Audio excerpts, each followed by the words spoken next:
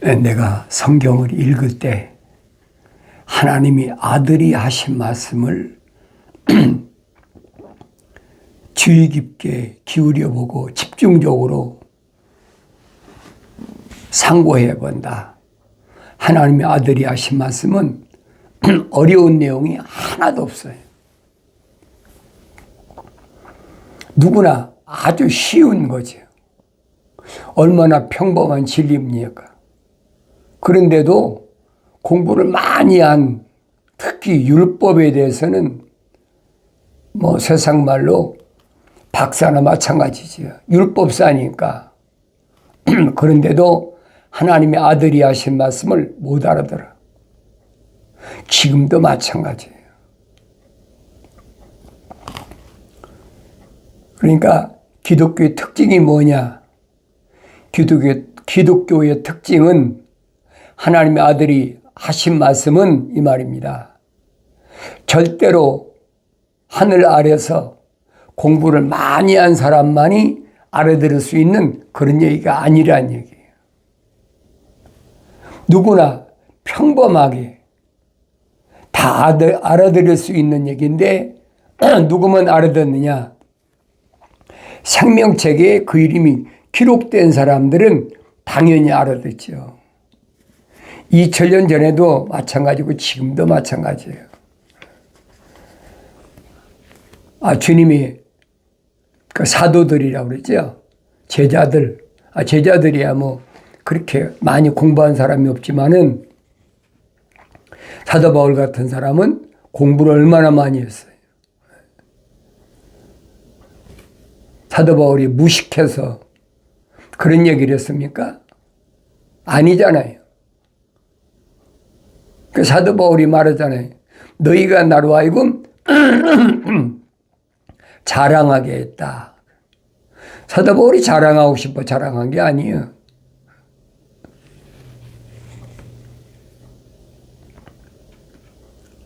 오늘날도 마찬가지예요. 하나님의 진리의 말씀은 하늘 아래 지식으로는 절대로 알 수가 없도록 잠가 놓으셨다. 하늘 아래 지식으로 만약에 누가 열 수 있다 그러면 다 공부하지요. 영원한 생명에 대한 지식은 하늘 아래 지식으로는 절대 불가합니다. 그러니까 하나님의 아들들이 하나님의 생명의 말씀을 전파할 때 보면 아주 평범한 얘기예요. 어려운 얘기 하나도 없어. 그런데 뭐가 어렵냐? 숨겨져 있다는 거예요. 비밀이라는 거예요. 신비라는 얘기예요. 아니 3층 올라가서 보고 온 것을 누가 그걸 알겠습니까? 하늘 아래 뭐 유대인들의 통치자 뭐 베스토 각하라고 알겠습니까? 절대 모르는 거예요. 알 수가 없는 거예요. 제사장이라고 알겠습니까? 누가 알겠어요? 알 수가 없는 거예요. 사도 바울의 서신을 잘 읽어보란 말이에요.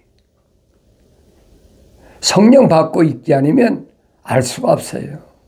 이게 무슨 말이지? 그러니까 알 수 없으니까 하늘 아래 지식으로 이건 이런 거다, 이건 이런 거다 그 얘기하니까 다른 사람이야 하늘 아래 지식을 많이 쌓은 사람이 얘기하니까 그런가 보다 하고 솔깃하고 따라가는 거죠.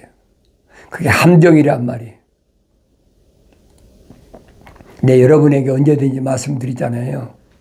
사도 바울이 왜 하늘의 지식을 비천한 것, 배설물 같은 것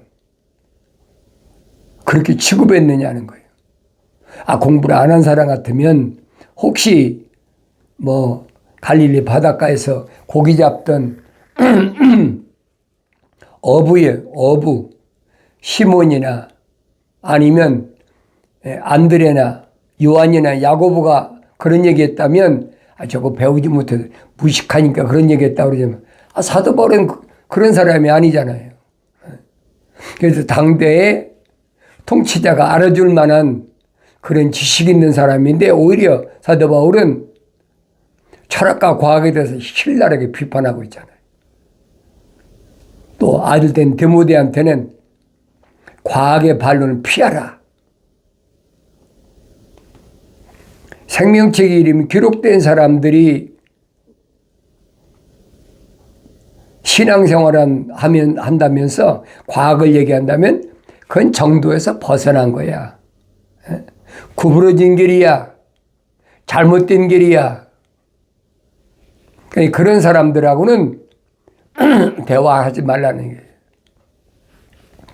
그럼 누가 하고 얘기하겠습니까? 고립되는 거죠. 이런 말씀들을 내가 성령 받아야 깨닫지 성령 받기 전에 깨닫지 못해요. 하나님의 아들이 하신 말씀을 누가 어떻게 알아듣겠습니까? 이게 신비라고 해요. 신비. 천국의 신비. 천국의 신비를 비유로 말씀하시는데 그걸 알아듣겠습니까? 알아듣는다면 잘못된 얘기죠. 그 신비가 아니에요. 생명책에 그 이름이 기록이 안 된 사람이 알아듣는다면 그건 신비가 아니죠. 그러니까 내가 하나님의 아들이 오셔서 하신 말씀을 날마다 읽으면서 나는 얼마나 올바로 알아듣고 있나. 그게 관건이잖아요. 남들이 얼마나 올바로 알아듣느냐 못 알아듣느냐 그게 문제가 아니에요. 내가 얼마나 올바로 알아들었냐 이 말이에요. 그러니까 내가 또 읽고 또 읽고 또 읽고 하나님의 아들을 알아야 영생으로 직선길로 가는 길이잖아요. 하나님의 아들을 모르는데 어떻게 내가 영생의 길을 갑니까? 기독교는 다른 데에 포인트를 맞추는 게 아니에요. 하늘 아래의 것에 대해서는 절대 언급하지 않습니다. 100% 하늘 위의 것만 얘기하는 거예요. 그러니까 그렇게 공부를 많이 한 사도 바울도 뭐라고 그럽니까? 로마서 읽어보세요. 우리가 세상에 살아있는 동안에 먹고 살아야 되니까 바울은 손수 얼마나 일을 많이 했습니까? 자기 고향 길리기아 다소에 가서도 14년 동안 일을 했지만은 그가 에게 건너편에 마게도니아 가서도 얼마나 열심히 일했어요. 밤낮 쉬지 않고 일했다. 바울의 서신이 기록되어 있잖아요. 밤낮 쉬지 않고 일했다. 그러면서 손수 일하라. 남한테 의지하지 말고 내가 손수 일하라. 내가 하나님 말씀을 올바로 깨닫고 올바로 알기 원한다면 하나님 말씀은 순수하니까 말씀 그대로 받아들이면 돼요. 거기에 뭐 이런 수식어 집어넣고 저런 수식어 집어넣고 그거 기독교 아니에요. 사도 베드로가 뭐랍니까? 갓난 아기들로서 순수한 말씀에 대해서 사모하라. 구약에서도 선자들이 얼마나 말합니까? 하나님 말씀은 순수하다. 잡동사니가 끼어들지 않았단 말이에요. 그래서 너희는 주의 책을 찾아 읽으라 명령하시잖아요. 아버지의 명령에 아들이 순종해야지. 이것들은 하나도 부족한 것이 없고 빠진 것이 없다. 다 자기 짝이 있다. 약속이잖아요. 부족한 것이나 빠진 것이 없다. 부족한 것이나 빠진 것이 없다 그러면 누가 보여야 돼? 내가 보여야지. 내가 늘 말씀드리는 거예요. 성경 읽으면서 내가 안 보인다면 그 사람은 자연인이든지 아니면 사도 바울처럼 만삭되지 못한 자와 같은 나였었다. 형상만 닮았다는 거죠. 모습은 닮지 않았다는 거예요. 성령 받지 못했으니까 자기가 안 보이는 거죠. 성령 받아서 완성되어야 된다. 사도 바울이 증거한 게 그거잖아요. 첫사람 아담과 마지막 아담과의 비교잖아요. 첫사람 아담은 혼적인 사람이고 마지막 아담은 영적인 분이다. 그러면서 뭐라고 합니까? 우리가 그렇게 표현하잖아요. 우리가 첫사람 아담처럼 혼적인 몸을 입었다면 가정이에요, 여러분. 혼적인 몸을 안 입은 사람도 있다는 얘기예요. 그렇잖아요. 우리가 다 첫사람 아담처럼 다 혼적인 몸을 입었느니라 그게 아니잖아요. 우리가 첫사람 아담처럼 혼적인 몸을 입었다면 가정이란 말이에요. 그러니까 혼적인 몸을 안 입은 사람도 얼마든지 있지요. 내가 읽고 되새김질하고 사도 바울이 왜 이런 말을 했나? 혼적인 몸을 입었다면 그런 사람은 마지막 아담이 영적인 몸을 입은 것처럼 영적인 몸을 입어야 된다. 사도 바울의 주장이 그거잖아요.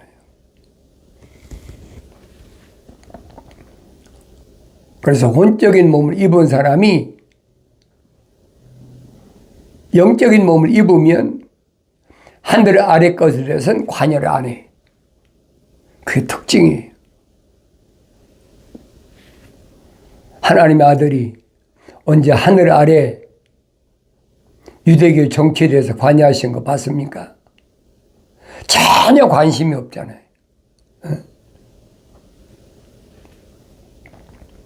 그래서 내가 눈이 열리고 봐야 된다는 거예요. 사도 바울도 설명하잖아요. 하늘 아래에서 내가 어떤 일을 해서 소득을 얻었다면 마땅히 세금 내라는 거예요. 왜? 육신이 세상에 있으니까. 그래서 국세를 낼 적엔 국세를 내고 관세를 낼 적엔 관세 내라. 세금 떼어먹고 도둑질하지 말라는 거예요. 그러니까 세상 정치에 관여하지 말아라. 그냥 하늘 아래 종교는 세상 정치에 관여하려고 눈이 빨갛잖아요. 벌써 세상 정치에 관여하는 그런 종교는 기독교 아니에요, 여러분. 사도 베드로도 똑같이 얘기하잖아요. 혼적인 어린 혼들을 그랬어요.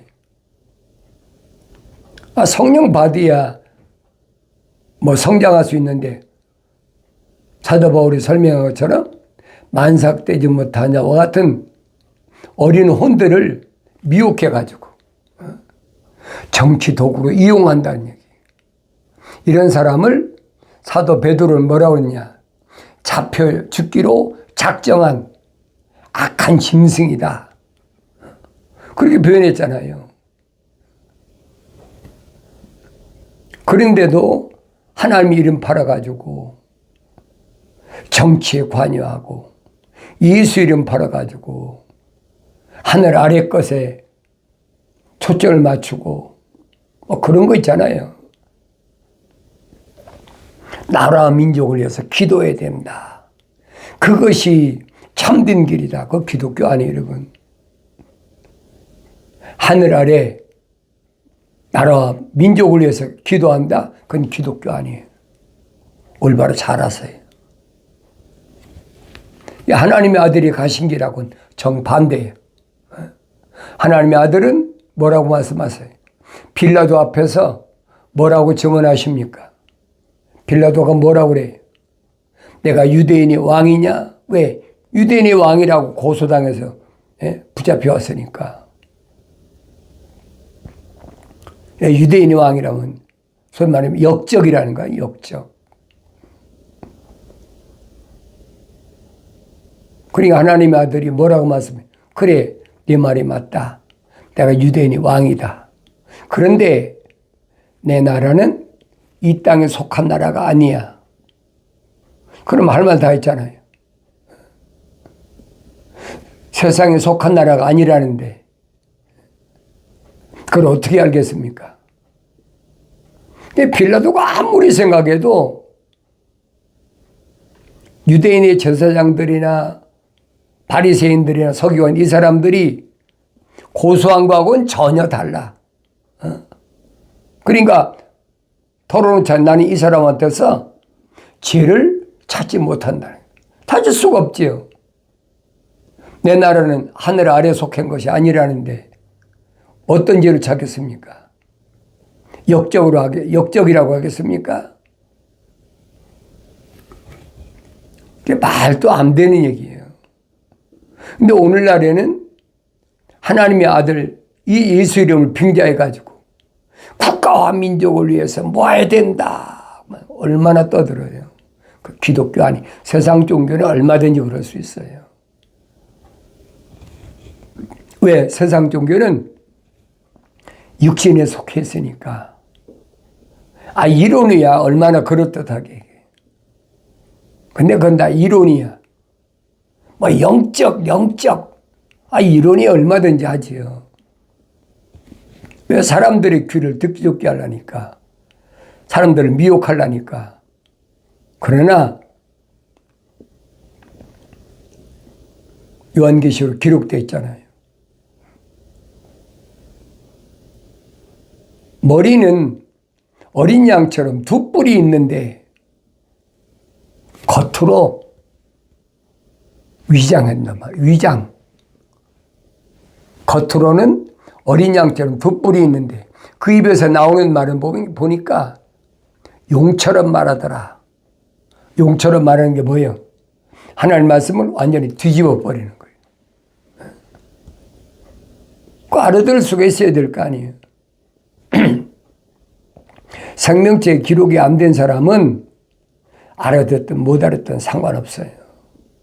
어차피 그 사람들을 기다리는 것은 유황불무시니까 lack of fire 그러잖아요. 불무시 기다리니까 상관이 없어요. 그러나 내가 여러분에게 말씀드리는 것은 생명책이 기록된 사람들이에요. 주님이 애타게 찾아 헤매시던 한 마리 양, 그 사람들 때문에 내가 유튜브 방송, 기독교 복음전자 훈련은 콘텐츠, 페이스북 콘텐츠를 만들어서 선포하는 거지, 하늘 아래 종교적인 것 때문에 여러분에게 말씀드린 거 아니란 말이에요. 그러니까 여러분들이 열심히 날마다 하나님 말씀을 읽고 아버지께서 내게 약속하신 말씀이 무언가 항상 귀 기울여 들어야 된다고 그러잖아요. 다른 거 필요 없다. 사도 요한이 요한일서에서 증거하는 말씀이 뭡니까? 세상에 속한 사람은 세상에 관한 말을 하느니라. 그럼 내가 보여야 될 거 아니에요. 내가 세상에 속한 사람인가? 하늘에 속한 사람인가? 세상에 속한 사람은 세상에 관한 말을 한다는 거예요. 정치가 어떻고, 세상 경제가 어떻고, 뭐가 어떻고, 건강이 어떻고, 전부 육신적인 것만 얘기한단 말이에요. 반대로 생명책의 기름이 기록된 사람은 하늘 위의 것을 증거하는 거죠. 하나님 아버지 아들이 2000년 전에 이 땅에 오셔서 증거하신 말씀에 전부 하늘 위의 교리를 말씀하시잖아요. 근데 비우니까 못 알아들어. 율법서도 못 알아듣잖아요. 평범한 진리를 못 알아들어. 여러분 어떻게 생각하세요? 누가 내 이웃이냐? 여러분 얼마나 많이 들었어요? 나도 그렇게 알아듣고 자랐어요. 그러니까 강도 만난 사람, 불쌍한 사람 도와줘라. 그 선한 사람이다. 그 선한 사마리아 사람이다. 귀가 못이 박히도록 듣고 자랐잖아요. 근데 내가 성령 받고 읽어보니까 전혀 아니야. 이건 방향이 틀렸어. 근데 그렇게 너무 오랫동안 소위 말하면 뭐라고 세뇌됐다고 그러죠. 왜 그렇게 교육받았으니까. 내가 여러분에게 말씀드리는 거예요. 초등학교 수준만 돼도 예수 믿고 주님 충분히 따라갈 수가 있어요. 초등학교 때 그거 배우잖아요. 4가지 과목. 국어, 산수, 사회, 자연 4가지 과목 배우잖아요.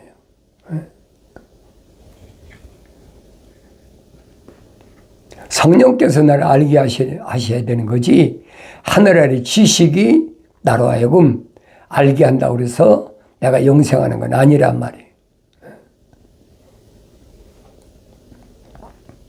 그러니까 내가 하나님 말씀을 올바로 깨달아야지. 누가 내 이웃이냐? 주님이 다른 사람 아니잖아요. 평범한 유대인한테 말씀하신 게 아니잖아요. 율법을 가르치는 율법사 아닙니까? 유대인들한테 율법을 가르치는 율법사에게 계명을 말씀하시다가 율법사가 뭐라고 묻습니까? 누가 내 이웃입니까? 그 주님 비유로 말씀하시잖아요. 누가 내 이웃인가? 예루살렘을 떠나서 여리고로 가던 사람이 강도 만났다. 죽을 지경까지 매를 맞고 완전히 강도 만나서 다 털렸다는 얘기죠. 그런데 또 예루살렘을 떠나서 여리고로 가던 그 길을 누가 갔느냐?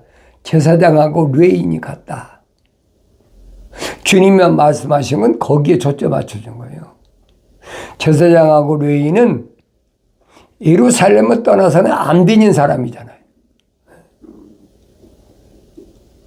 여러분이 출애굽기, 민수기, 신명기 읽어보면 알잖아요.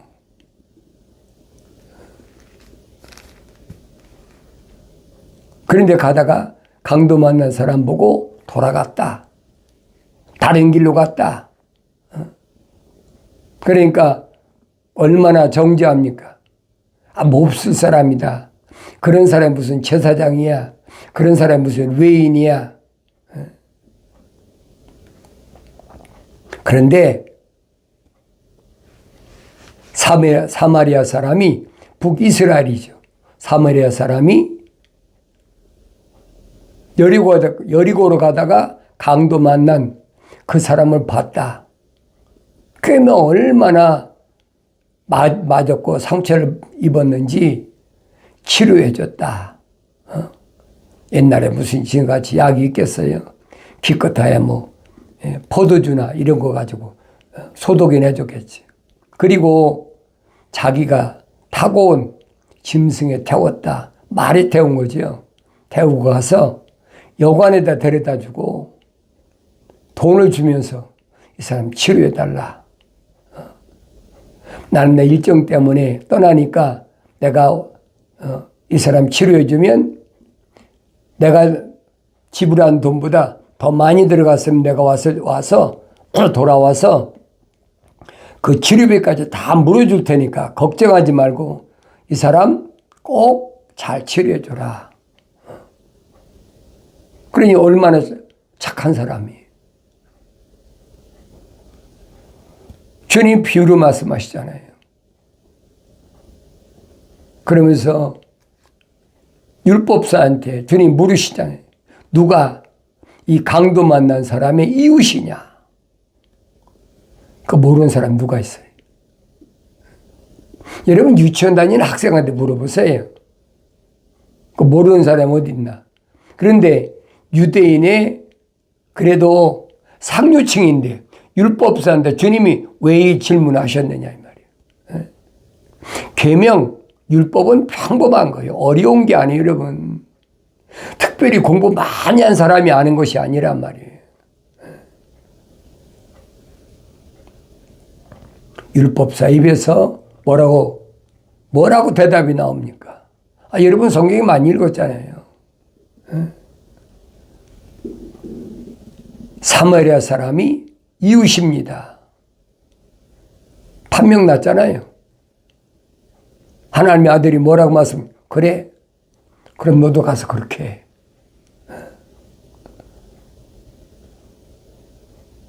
여러분 어떻게 생각하세요? 하나님의 아들이 하신 말씀은 예루살렘을 떠났다는 그것에 초점을 맞추잖아요. 예루살렘 어떤 곳이요? 거룩한 곳이잖아요. 제자들에게 예루살렘 떠나지 말라고 하시잖아요. 왜? 기다리면 몇 날이면 어때요? 성령이 마시니까 거룩을 떠나지 말라. 사도 바울도 똑같이 말하잖아요. 하나님 뜻은 이것이니 곧 너희 거룩함이라. 유대인한테 한 말이 아니잖아요, 사도 바울이. 생명책에 그 이름이 기록된 자들에게 바울이 보낸 편지예요. 거룩이 뭔지를 몰라요. 거룩은 어디만이야? 기독교만 있는 게 거룩이에요. 아무나 거룩 하고 찬송도 하고 다 하잖아요. 아무나 다 하지요. 거룩이란 말 안 하는 사람 어디 있습니까? 그런데 거룩이란 말을 뜻이 뭔지를 몰라. 거룩이란 말은 창조주 하나님 아버지만이 가지신 속성이에요. 숨, 생명의 호흡, 그게 거룩이란 말이에요. 사랑의 호흡, 그게 거룩이란 말이에요. 그러니까 하나님의 사랑은 우리말로는 사랑이라고 그러지만은 영어로는 love라고 그러죠, 사랑을. 근데 하나님의 사랑은 love가 아니에요. 바울이 고린도전 13장에서 밝히잖아요. charity.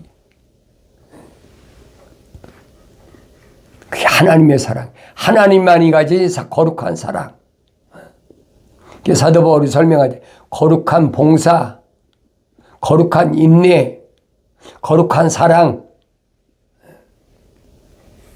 나 자신이 어디에 초점을 맞추고 사는지를 날마다 하나님 말씀을 상고하면서 내 안에 거룩한 하나님의 생명호흡이 들어가 있나? 그러면 나는 거룩한 봉사를 할 수 있어야 되지. 거룩한 봉사가 뭐예요? 오른손이 아닌 걸 왼손이 모르게 불쌍한 사람, 아무도 돌봐줄 수 없는 사람, 그 사람 도와주라는 얘기예요. 거룩한 인내.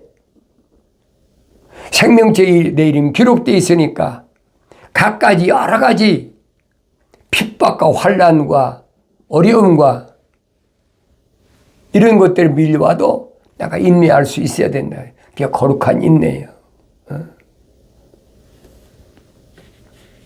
이런 말씀을 내가 직접 하나님 말씀을 상고하면서 깨닫는 은혜가 충만하길 바랍니다.